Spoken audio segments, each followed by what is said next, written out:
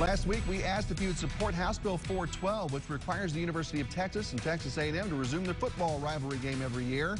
And 59% of my Red Raiders said, nah, you don't care. I'd like to see a mandated Tech A&M game, though, but we thank you for sharing anyway.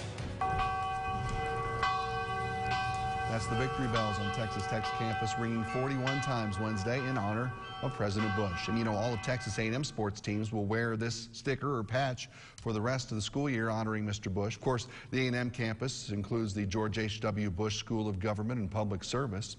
And College Station is also the site of Mr. Bush's presidential library. A lot of his legacy will be tied into visitors there in the coming years. As far as family legacy goes, son Jeb's political future is still up in the air. The only Bush currently in public office is Texas Land Commissioner George P. Bush, and he talked with KMAX West Rappaport about the legacy his beloved grandfather leaves behind.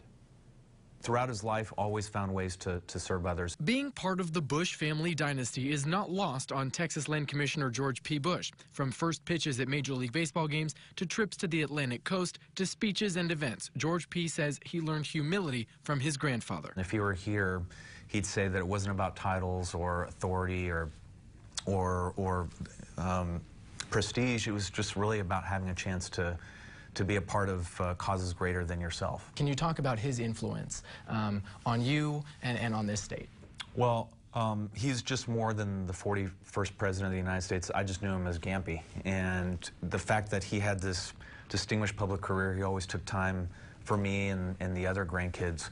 I've always been inspired by his public service, starting when he was 17 years old, walking into a naval recruiter's office to fight in the Pacific when he didn't have to. George Herbert Walker Bush, someone his grandson compared to the founding fathers. Part of, I think, our country's greatest generation outside of perhaps the founders of the country. In Austin, Wes Rappaport, KMAC News.